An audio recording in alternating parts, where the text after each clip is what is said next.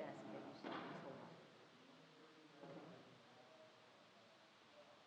Okay. Thank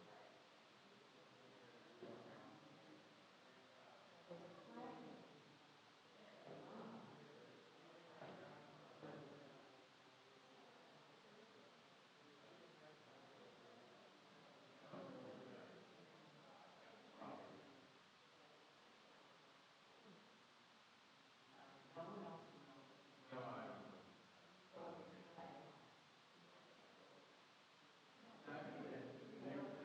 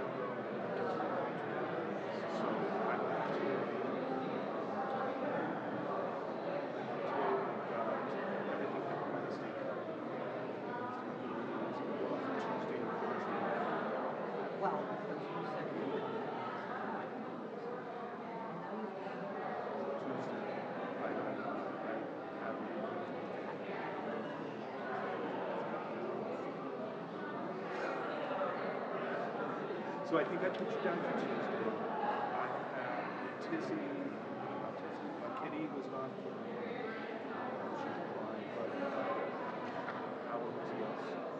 He offered Thursday,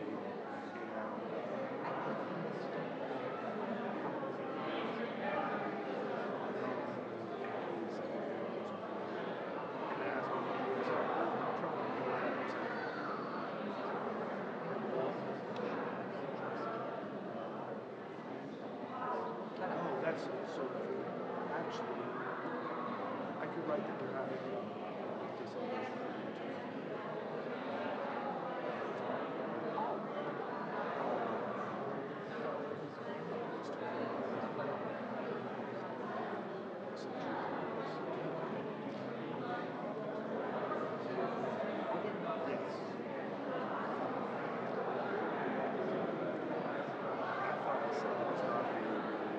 Initially, I said I was not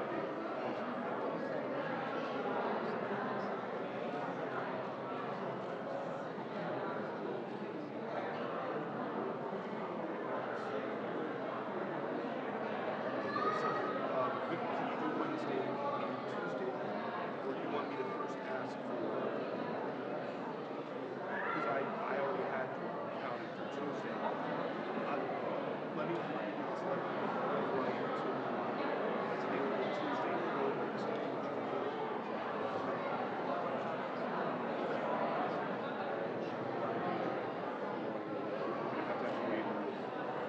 So, Dre's send me as soon as he can.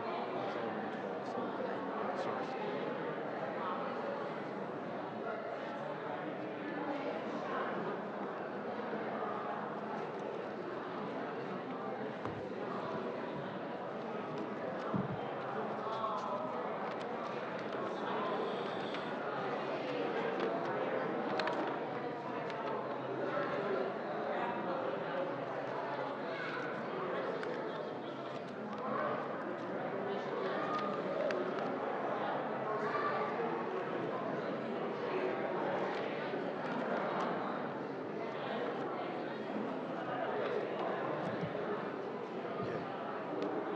We need to Yes.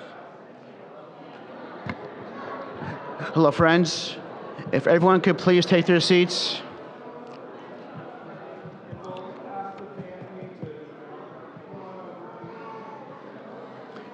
If everyone could please take their seats. Thank you.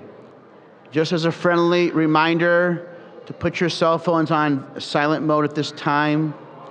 The family at this time will be doing the Kriya, which is the tearing of the ribbon.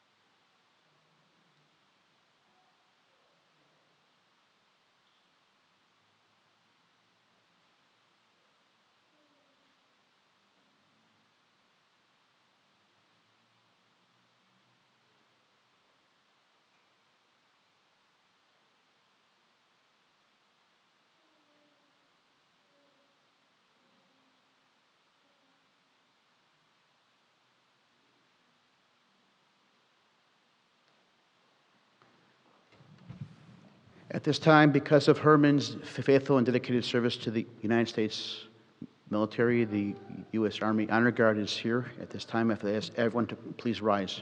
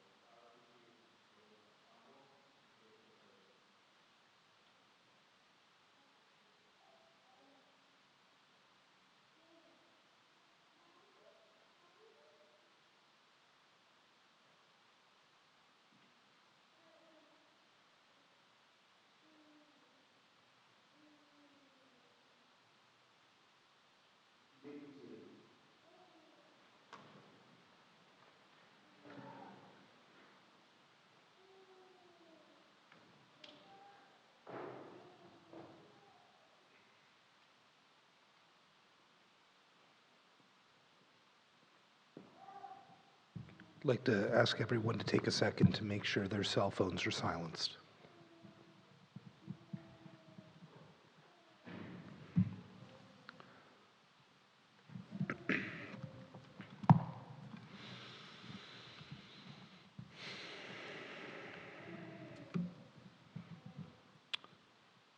Kol omer karava mar ma'ekra, kol basar chatzir v'kol chatzdo ketzitza sadeh, yavesh chatzir navel tzitz ki ruach Adonai nafsha bo, achen chatzir ha'am, yavesh chatzir navel tzitz udvar Eloheinu, yakum leolam.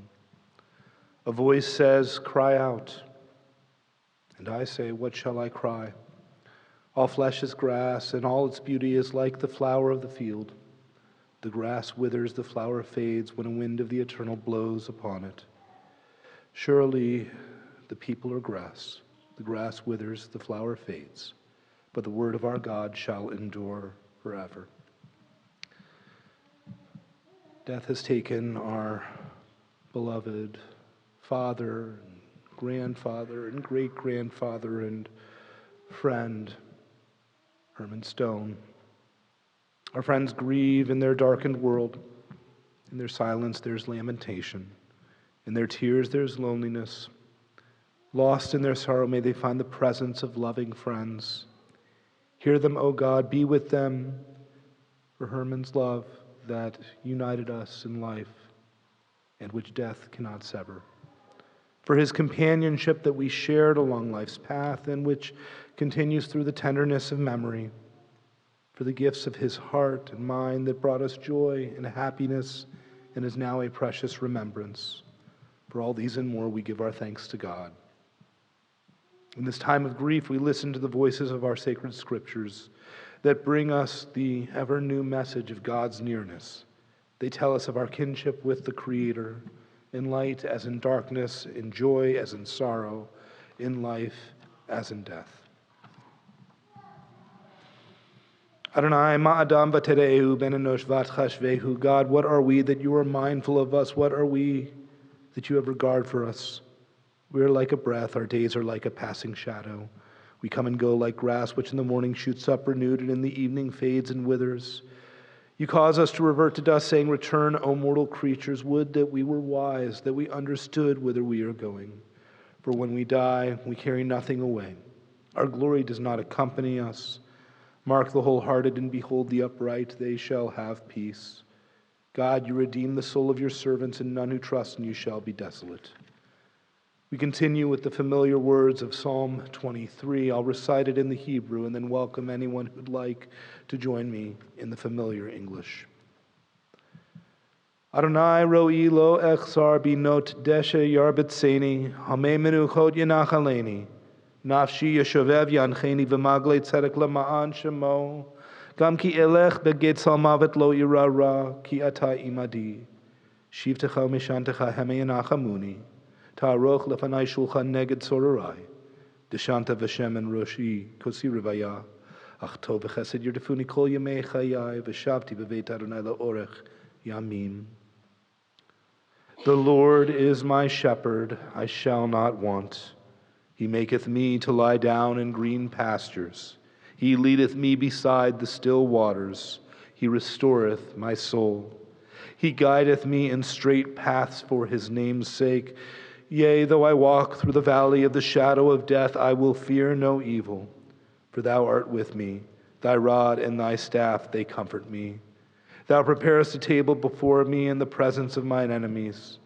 Thou hast anointed my head with oil. My cup runneth over. Surely goodness and mercy shall follow me all the days of my life, and I shall dwell in the house of the Lord forever. For a remarkably lived life that we are privileged to learn about and hear about today, I'd like to welcome here in this moment as we elevate Herman's soul, the words of Rabbi Alvin Fine in honor of the journey that Herman led. Birth is a beginning and death a destination, but life is a journey, a growing from stage to stage, from childhood to maturity and youth to age. from innocence to awareness, and ignorance to knowing, from foolishness to discretion, and then perhaps to wisdom, from weakness to strength, or strength to weakness, and often back again, from health to sickness, and back, we pray, to health again. From offense to forgiveness, from loneliness to love, from joy to gratitude, from pain to compassion, and grief to understanding, from fear to fear, from fear to faith, from defeat to defeat to defeat, until looking backward or ahead, we see that victory lies not at some high place along the way, but in having made the journey stage by stage, a sacred pilgrimage. Birth is a beginning and death a destination, but life is a journey, a sacred pilgrimage made stage by stage, from birth to death to life everlasting. We welcome Herman's son, Bob Stone, to share with us some remarks.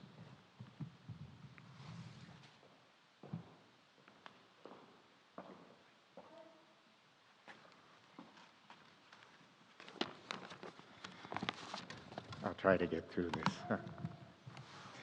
this. The family nominated me to speak today to honor and remember our father, our grandfather, and our great-grandfather, Dr. Herman Stone.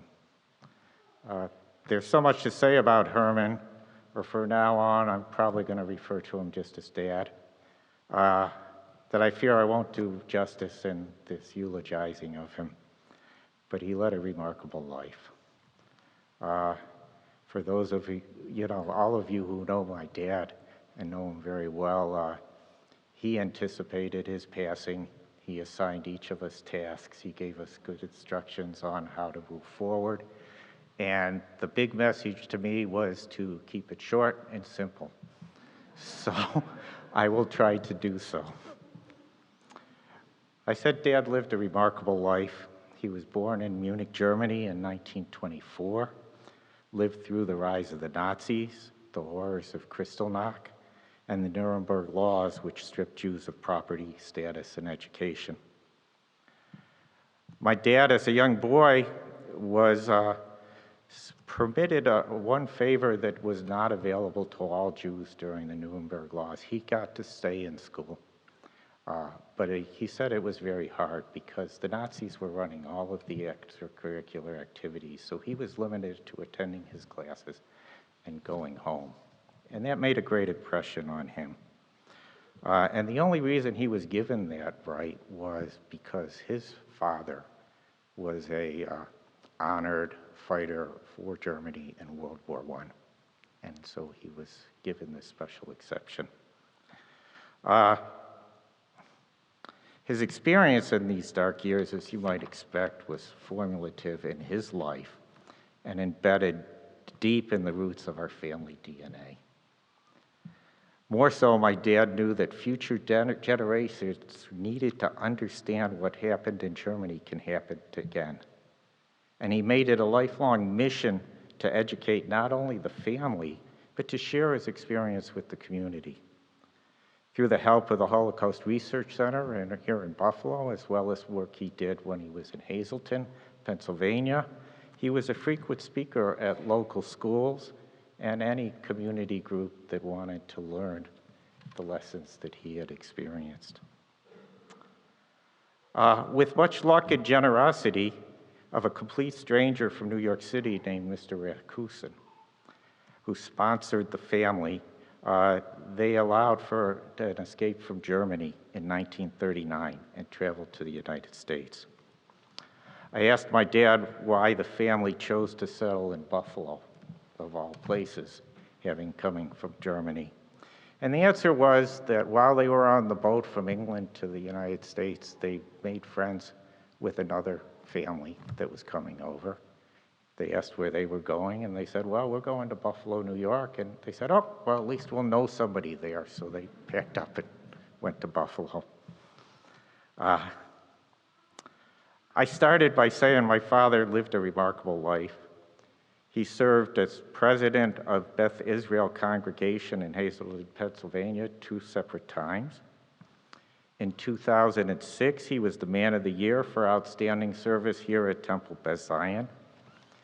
And he always served in Temple Brotherhoods and took part in supporting the religious community wherever we lived. He graduated from Bethany College and holds a PhD in organic chemistry from Ohio State, or I need to say the Ohio State. And at Ohio State is where he met the love of his life, Peggy, who is our mom. He became a citizen of the United States in 1945 while serving at the U.S. Army. And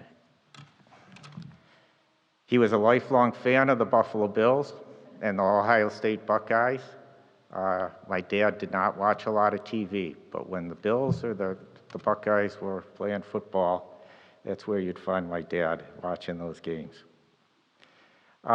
It was not just religious community service he was doing. He was active in the community. With 6 kids, he was always participating in what was going on in the community, but he also served in the auxiliary police for traffic control when he was younger. My mom was a Girl Scout leader, but we got to accompany the Girl Scouts to help them out when they went camping, and he supported mine and my brother, Boy Scouts. So he had PTA, school meetings, all of that, you'd find my dad participating. His work career started in 1950 with Allied Chemical company here. I don't think that was their name right when it started, but it became Allied Chemical here in Buffalo. And he also worked at Walden Mills and General Foam Corporation. And he was doing consulting work well into his 70s. He used to tell us it was very strange when he heard his kids talk about retiring, because he was always working and contributing. He's listed in the Hall of Fame at the Polyurethane Foam Association for his leadership in, quote, almost every aspect of the flexible polyurethane foam industry, with credit in pioneering much of the industry's flammability research. And you can ask some of my nephews to explain what polyurethane foam is. We talk later. But it's basically the soft foam that you'd see in furniture or mattresses. He holds 24 patents and is credited with authoring of 70 publications or presentations. You know, growing up, I never really understood how significant my dad's scientific contributions were. But a chance encounter on an airline flight I was on heading to Greece. I was sitting next to a gentleman for about 8 hours on that flight, and he was explaining what he did in his life. And I said, gee, it sounds like what my dad did. I got a C in chemistry, by the way, but, but I mentioned my dad's name, and his mouth dropped open, and he said, oh, he's the founder of our industry.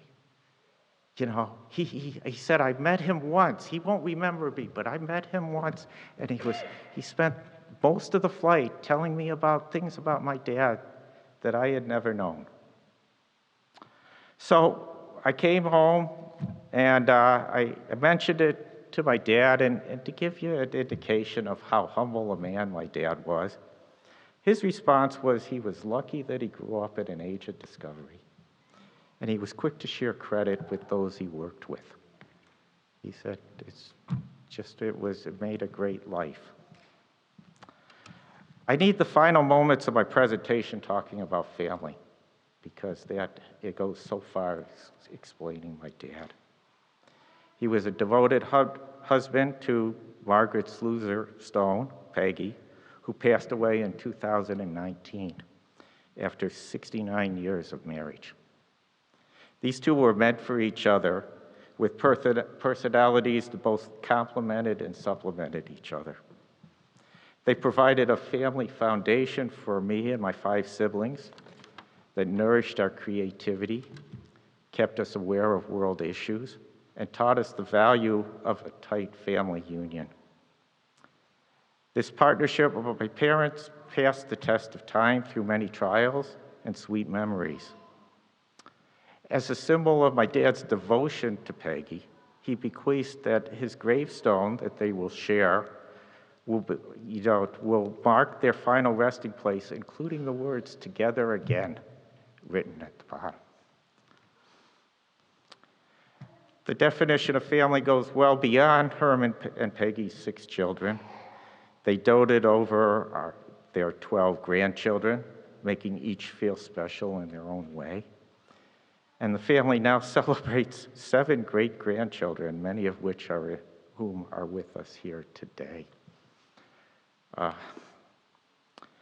Family, as a definition, also extends to our Stone and Sluther cousins, who some of them are listening now as we talk about this video, so it's both sides of the family tree. My parents' closest friends who intermingled their families with us growing up, and to the Helm clan who became part of our family through the marriage of Rick and Yuta. The Stone household was always the center of the neighborhood, and knowing my sisters and brothers, it will remain so. My dad frequently talked about how blessed he was to have his family around him as he, celebrated he was 98 years old in November. Comparing his good fortune with others that he was living with over in Canterbury that did not benefit from the frequent contact of their loved ones as he got to enjoy because my family was here with him. I must thank Elaine, Barbara, Pam, Rick, and especially Sue, as well as the extended family for caring for my dad these last few years. You were always there to help Dad navigate the challenges of living to his 98 years and enjoy a wonderful and fulfilling life. I love you all.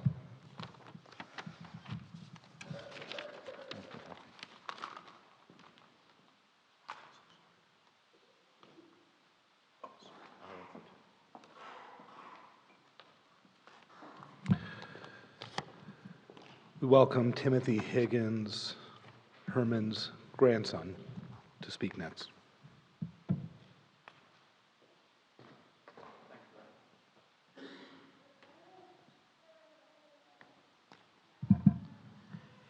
Proper millennial, my speech is on my phone. How can I summarize my grandfather's life in a way that can do it any kind of justice? Over the course of almost a century, he saw more of the world from more angles than most people ever will.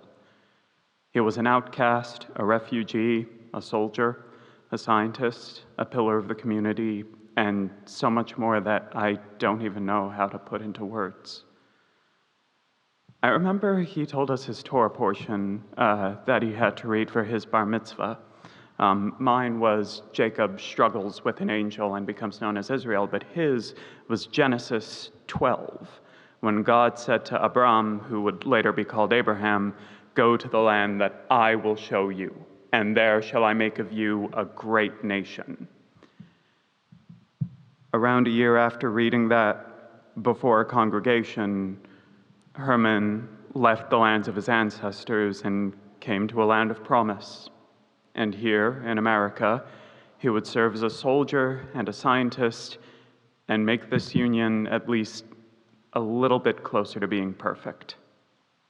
The Lord said to Abram, "I will bless those who bless you." And I'd say that virtually everyone has benefited from giving this refugee a chance. Herman helped to advance our knowledge of the material world and manufacture new kinds of goods that we still use to this day. Grandpa taught me not just how to read, but how to understand what I read in more than one way.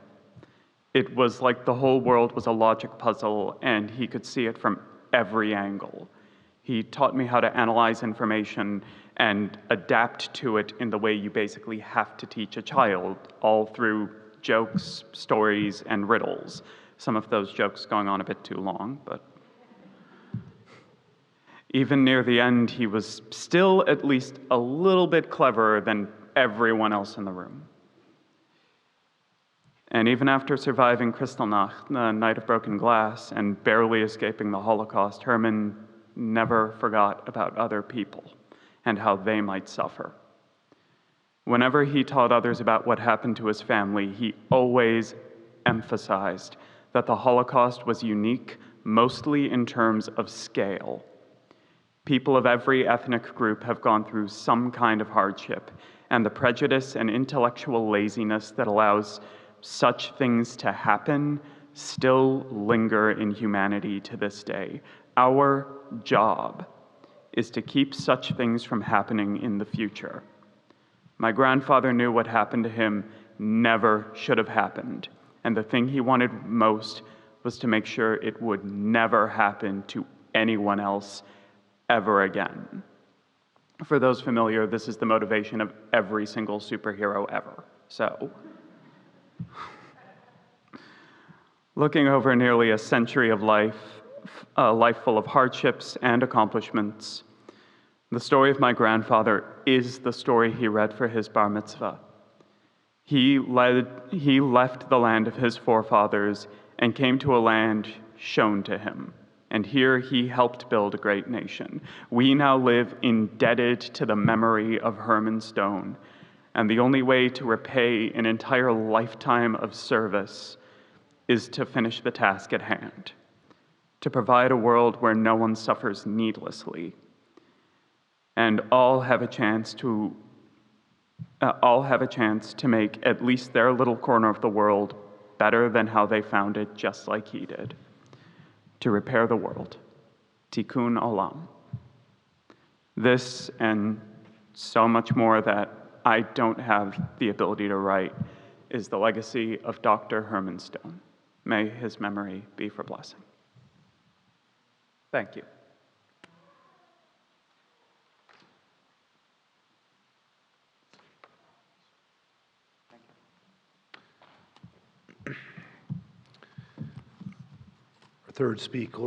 Our third speaker will be Tom Helm,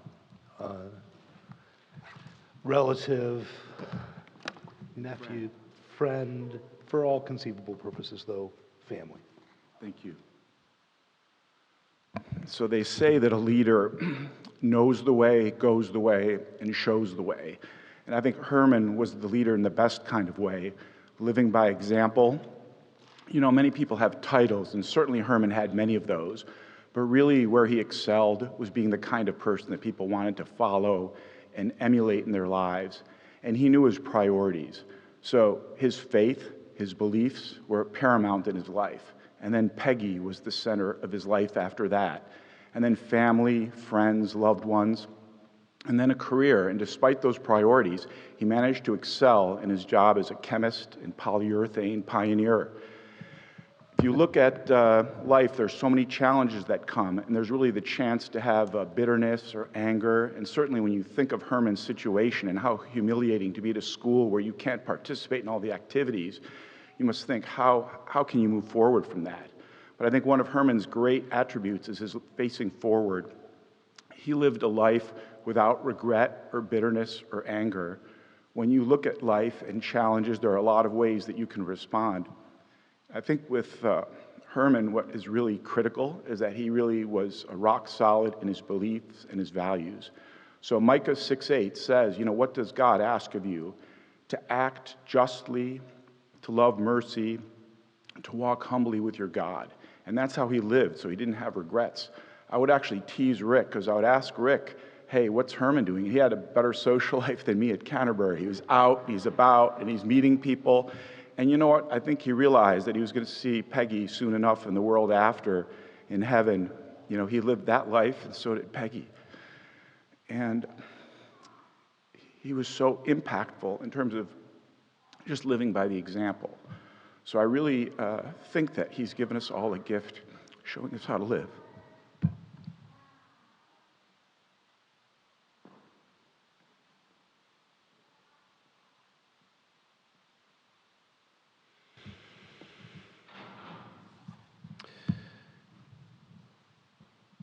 Rabbi Joshua Loth-Liebman taught the following lesson.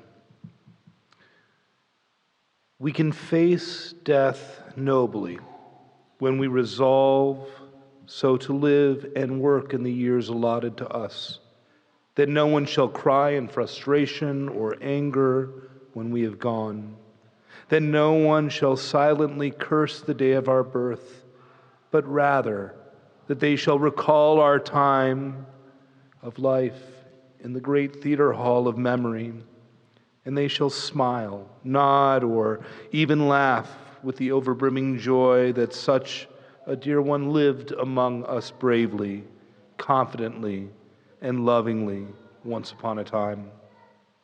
This is the goal of life, so to live that all shall rehearse the story of our being with inspiration and with deep gratitude that we have walked the earth rejoicing, celebrating wisdom, humanity, and the goodness of friendship. Then indeed shall our memory be for a blessing. Loving, imaginative, creative, open, sharp, gregarious, dedicated, and humble, we who knew Herman felt great privilege. And so, as we grieve his loss, we recognize our fortune in having known such a remarkable and generous individual of spirit.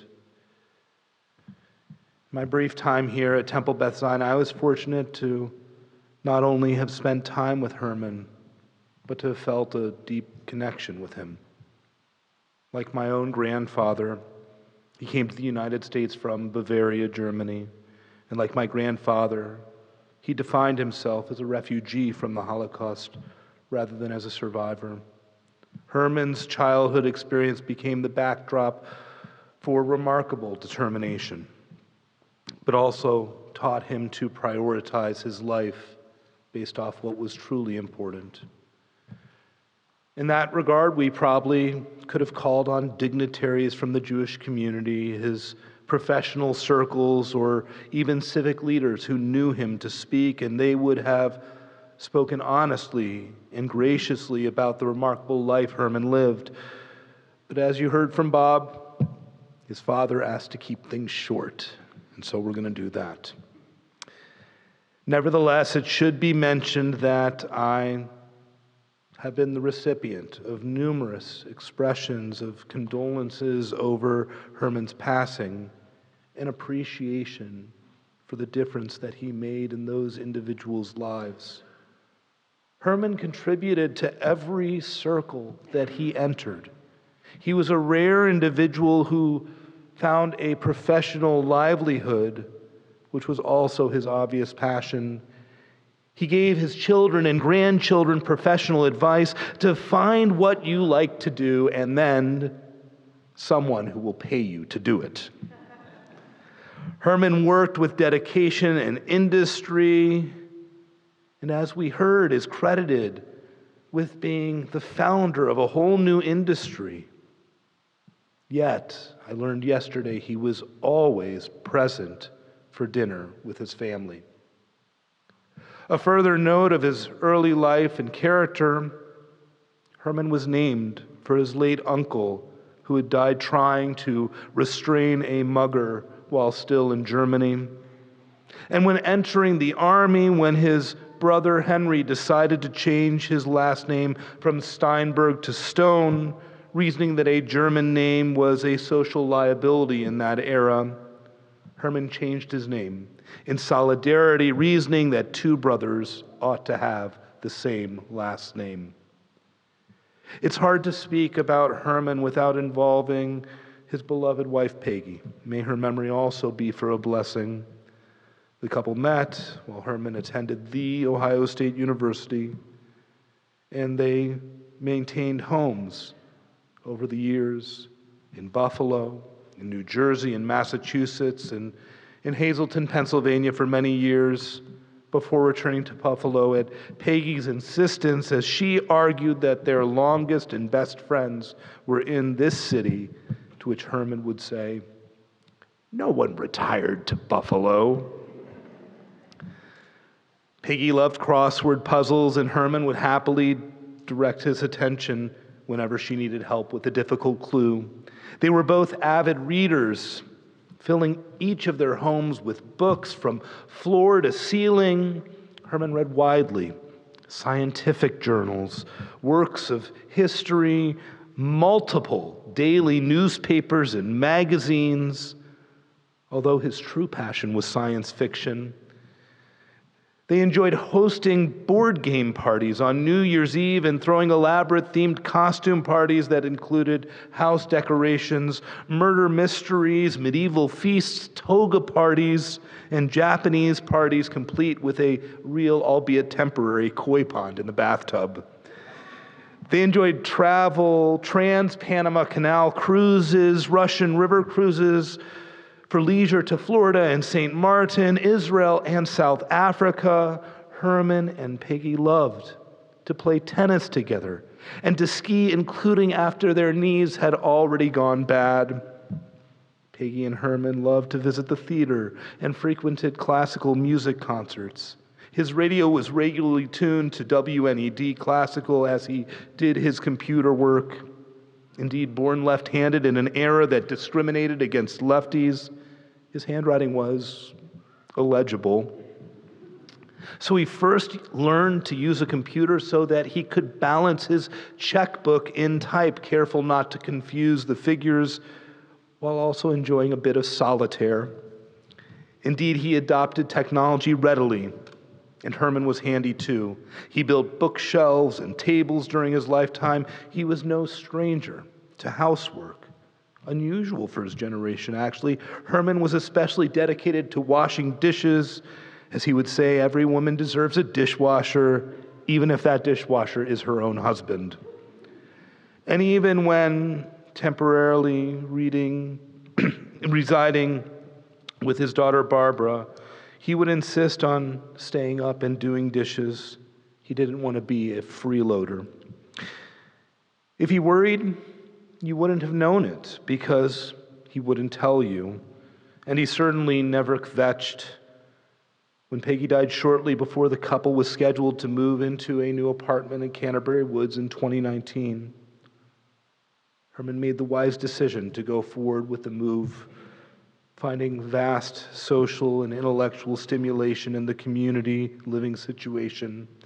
And when the pandemic closed down the nursing homes, even to family visitors, Herman learned how to join on his own the family's weekly Sunday Zoom calls with very little difficulty. Herman was deeply devoted to his 6 children and their spouses, his 12 grandchildren and their spouses, and his 7 great-grandchildren. Hear that? 7, already 7 for 7 days of creation, and more, God willing, in the future. In whatever house they lived in, they always made sure there was a bedroom for their children that had already left the home to return for a visit. And Peggy and Herman always wanted to claim that their grandchildren or great-grandchildren's first doll or teddy bear came from them. At family gatherings, Herman would insist on taking out his camera and having everyone gather for a portrait, which would hang proudly in his home as well as in many of your homes. Peggy and Herman regularly brought their grandchildren to visit their Orlando timeshare, with the added advantage of offering their parents some reprieve as well. This itself reflected on an earlier period in life when Herman would take all 6 children on Yom Kippur afternoon to the museum or the zoo while Peggy remained in services. And as a father of 4 who does that on occasion for my wife, I can't imagine with 6. I'm already out of hands. In fact, Herman found ways to contribute which aligned with his family's obligations. He and Peggy began a Thursday evening prayer service at Temple Beth Zion's Broder Center for the benefit of the congregation to occur while school was in session. They turned their love of art into a fundraiser for their temple in Pennsylvania. The family proudly and joyfully celebrated Jewish holidays at home, including their dog Snowflake, who Herman would hold up to see as they lit the Hanukkah lights.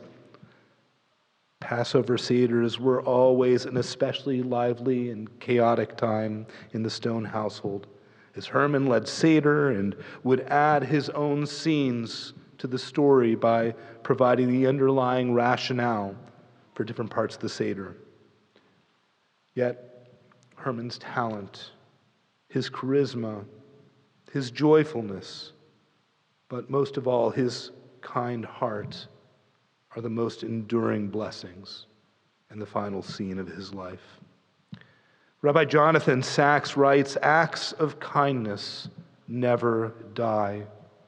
They linger in memory, giving life to other acts in return." May we, in knowing Herman, gain every manner of blessing, joy, meaning, health, sustenance, and surely we pray as well, peace. We rise for the memorial prayer, El Melech Rachamim.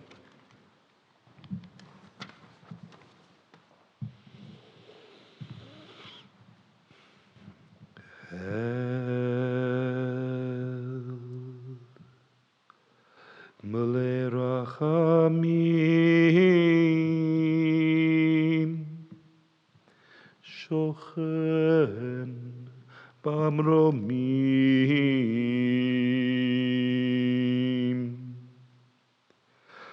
Hametzeh Menucha Nechona, Tachat Kanfei Hashchina, Im Geroshim Utorim, Kizor Arakim Asirim, Nishmat Chaim ben Ber v'Figla Shalchach le'olamo,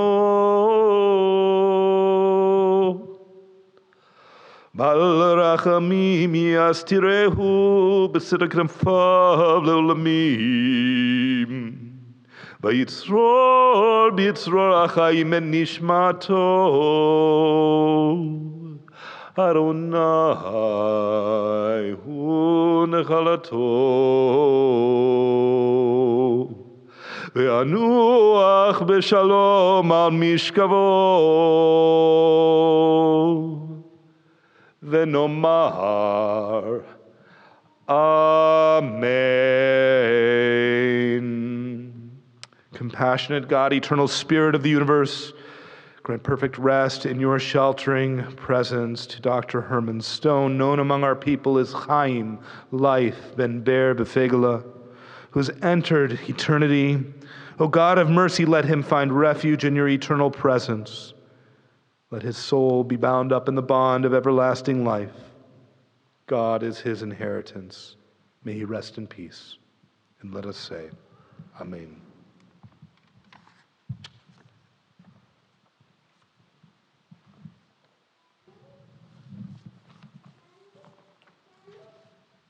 On behalf of the family, we'd like to thank everyone for your attendance here today.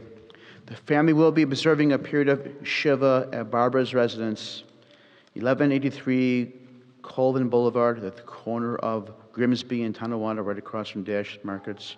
Today, from 3 to 4:30, there will be a minion service at 4 o'clock today. And then tomorrow, Monday through Thursday at 7 p.m., followed by visitation after minion. Again, it's at 1183 Colvin Boulevard in Tonawanda, at the corner of Grimsby, across from Dash's. Today from 3 to 4:30 with a minion at 4 o'clock, and tomorrow through Thursday at 7 p.m. 4:30 minion today. If I could ask the pallbearers to kindly step to the aisleway as we escort Herman to his final resting place.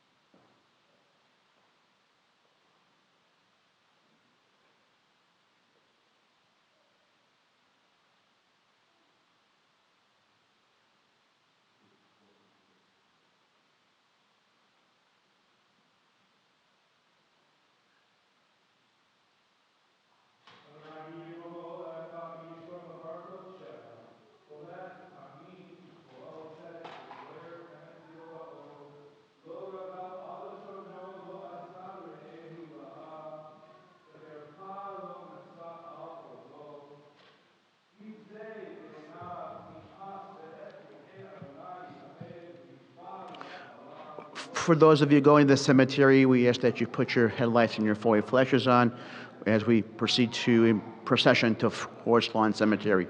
Again, thank you again for your attendance here today.